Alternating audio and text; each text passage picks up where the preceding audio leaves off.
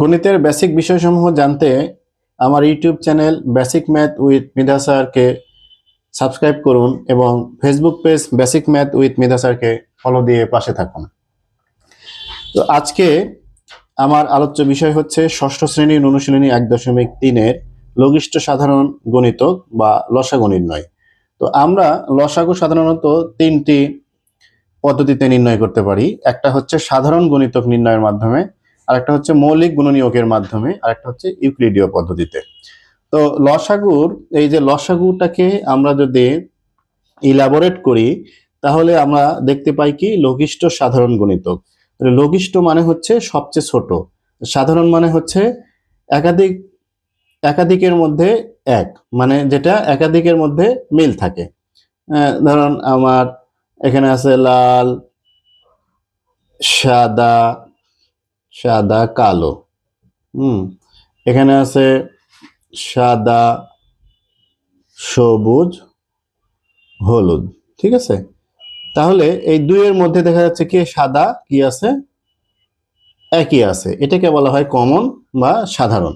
আর গুণিতক কি? গুণিতক হলো একটা নির্দিষ্ট সংখ্যা দ্বারা যে যে সংখ্যাকে নিঃশেষে ভাগ করা যায় সেগুলোই হলো তার গুণিতক। যেমন আমরা যদি এই 4 এই সংখ্যাটাকে কল্পনা করি তাহলে এই সংখ্যা দ্বারা যে যে সংখ্যাকে নিঃশেষে ভাগ করা যায় সেগুলোই তার গুণিতক হবে। যেমন ধরেন এই 4 দ্বারা 4কে নিঃশেষে ভাগ করা যায়, আবার 8কে নিঃশেষে ভাগ করা যায়, আবার 12কে নিঃশেষে ভাগ করা যায়, আবার 16কে নিঃশেষে ভাগ করা যায়।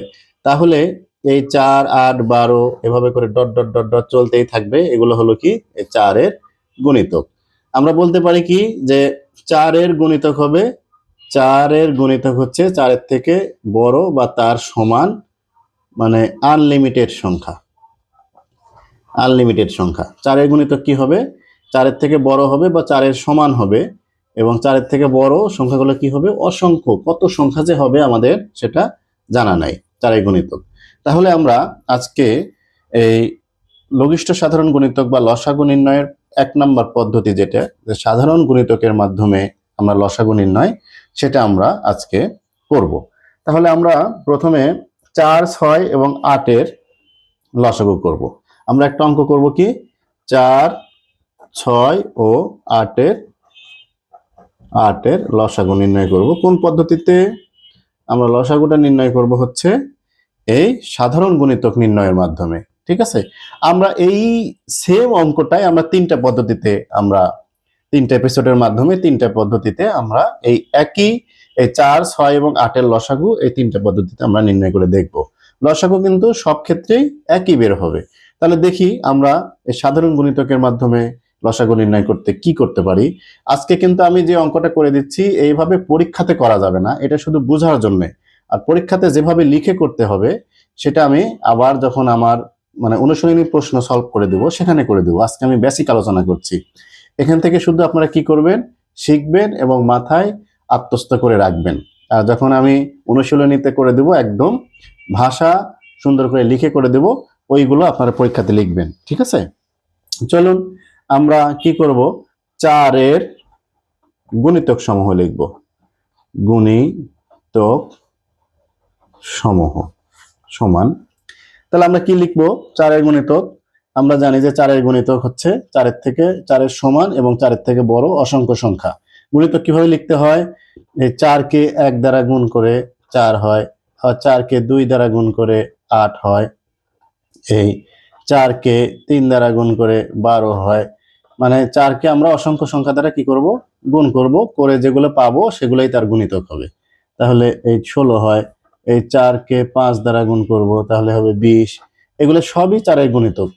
এভাবে 6 দ্বারা, 7 দ্বারা, 8 দ্বারা, 9 দ্বারা, 10 দ্বারা, এই যত সংখ্যা আছে পৃথিবীতে সবকিছু দ্বারা গুণ করে যা পাবো সেগুলো সবই কি হবে?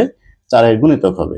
তো আমরা কিভাবে লিখতে পারি? আমরা সহজে লিখতে পারি যেমন 4, 8, এই 12, 16, 4 প্রত্যেক ক্ষেত্রে যোগ করে দিয়ে আমরা লিখে ফেলি। হ্যাঁ, এই 20, এই 24, এই 24-এর সাথে 4 যোগ করলে 28, 32, 36, তারপরে 36, তারপরে লিখি 40, তারপরে লিখি 44, এই 48।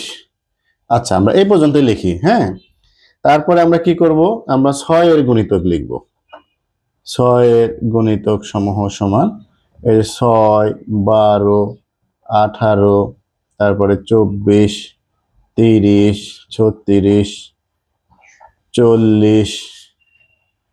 40-এর পরে কত হচ্ছে 6 এর গুণিতক? 40-এর পরে হবে হলো 36-এর পরে, এটা ভুল হলো আমার। 36-এর পরে 6 হলে 42 হবে। 42, তারপরে হবে 48, তারপরে হবে এর সাথে আবার 6, তাহলে 54, এর সাথে আবার 6, 60। এভাবে লিখবো আমরা। মোটামুটি 10টা লিখলেই এনাফ। 10টা বা 15টা, কোনো কোনো ক্ষেত্রে ব্যতিক্রম থাকে, হ্যাঁ। সেক্ষেত্রে আমরা আমরা মানে 10টা লিখলেই এনাফ। আরেকটা বুদ্ধি আমি ট্রিক্সটা শিখাই দেবো একটু পরেই। তো 8 এর গুণিতক সমূহ আমরা লিখি। 8 এর গুণিতক সমূহ সমান, তাহলে 8, তারপরে 16, তারপরে 24, তারপরে হবে 32, 40, তারপরে হবে 48, তারপরে হবে 8-এর সাথে তাহলে 56, 56-র সাথে 8 যোগ করলে হবে 64, 64-র সাথে 8 যোগ করলে হবে 72, তারপরে 80। ঠিক আছে, এই পর্যন্ত লিখবো। আচ্ছা, আমরা মূলত কি করব, লঘিষ্ঠ সাধারণ গুণিতক। আমরা এখানে একটা ট্রিক্স শিখাই দিই যে আমরা কত পর্যন্ত লিখব। আমরা যখনই লিখতে লিখতে দেখব যে আমরা প্রথমটা লিখলাম, তারপরে যখন আমরা দেখব যে এখানে যেই মানে মানে সংখ্যাগুলো পেয়েছি তার একই ধরনের আরেকটা সংখ্যা আমরা এখানে পেলাম, তখন আমরা তার খুব বেশি একটা কিছু মানে লিখবো না। তারপরে যদি তারপরেরটা যদি দেখি যে তারপরেরটাও এরকম একটা সংখ্যা পেলাম, তাহলে আমরা তারপরেও আর বেশি কিছু লিখবো না। কিন্তু যদি দেখা যায় যে এই এইটা যেটা সাধারণ পেয়েছি, এখানে যেটা পেয়েছি এইখানেও সেটা পাইতে দেরি হচ্ছে, তাহলে আমাদের অনেকক্ষণ লিখে যেতে হবে। দেখুন, আমি যে কথাটা বলতে যাচ্ছি আরেকবার বলি। যেমন এখানে আমি 4-এর গুণিতকে পেয়েছিলাম কত, 24। আবার যখন এখানে 6-এর গুণিতক বের করছি তখনও পেয়েছিলাম 24। তখন আমি 6-এর গুণিতক লেখার সময় আমরা বুঝে যাব যে 24-এর পরে আমরা একটু দেখবো আর কি কিছুক্ষণ, যে 24-এর পরে হয়তো 5-6টা লিখে রাখবো, এর বেশি লেখার দরকার নাই, যে তৃতীয়টাতে আমরা 24 পাই কিনা। কেন বললাম কথাটা, কারণ আমরা আসলে নির্ণয় করছি কি লঘিষ্ঠ সাধারণ গুণিতক। যখন দেখবো যে আমরা সবচেয়ে ছোট একটা সাধারণ গুণিতক পেয়ে গেছি, তখন এটাই তো আমার লসাগু হবে, তাই না? সেক্ষেত্রে আমার আর এখানে খুব বেশি না লিখলেও চলবে। এই ট্রিক্সটা মাথায় রাখলে অনেক ক্ষেত্রে অনেক মানে উপকার পাওয়া যাবে। এখন আমরা লিখি কি যে 4, 6 এর, দেখেন আরেকটাও পাওয়া গেছে। এই যে এখানে আরেকটাও পাওয়া গেছে, এই 48ও 3টার মধ্যেই আছে, হ্যাঁ। তাহলে এটাও একটা সাধারণ গুণিতক। আরো হয়তো গেলে আরো অনেক পাওয়া যাবে। তা আমাদের মোটামুটি 2টা লিখলেই আনা। আর আমরা যদি সরাসরি লিখে দিই যে অতএব নির্ণেয় লসাগু 24, তাও কিন্তু ভুল হবে না। আমরা যদি এখানে লিখে দিই নির্ণেয় লসাগু 24, তাও কিন্তু ভুল হবে না এবং ফুল মার্কসই পাওয়া যাবে।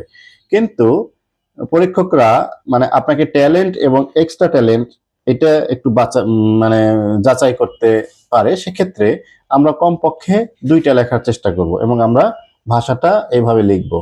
এটা কিন্তু লিখলে ভুল হবে না, এটা সবার ক্ষেত্রে ফুল মার্কস পাওয়া যাবে। তো সর্বনিম্ন আমরা 2টা সাধারণ গুণিতক আমরা বের করার চেষ্টা করব এবং আমরা লিখব যে দেখা যাচ্ছে যে লেখা অঙ্কটা কিন্তু আমি আরেকদিন করে দেবো বলছি, আজকে কিন্তু লেখা অঙ্ক করে দিচ্ছি না, মানে অনুশীলনের অঙ্ক করে দিচ্ছি না, আজকে শুধু আমি বোঝানোর চেষ্টা করছি। দেখা যাচ্ছে যে 4, 6 ও 8 এর সাধারণ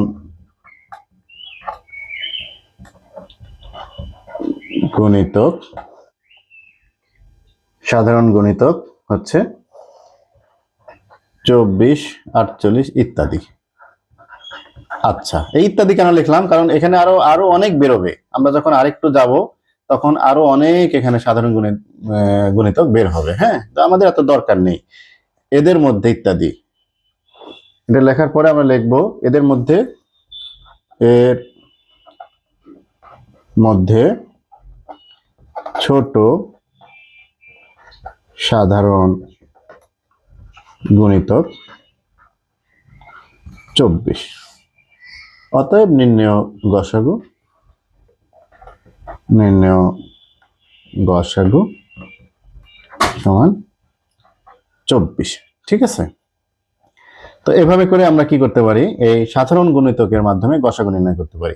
এবং এই যে অঙ্কটা করে দিলাম, এই অঙ্ক করে দেওয়ার মাধ্যমে আমরা গসাগুর একটা সংজ্ঞাও কিন্তু এখান থেকে দিতে পারি। কি সংজ্ঞা দিতে পারি?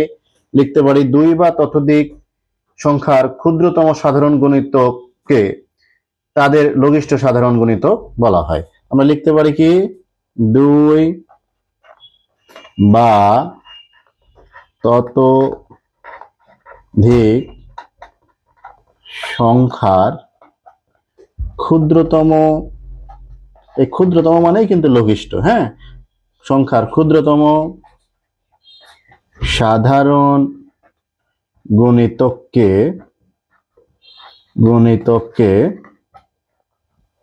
লঘিষ্ঠ সাধারণ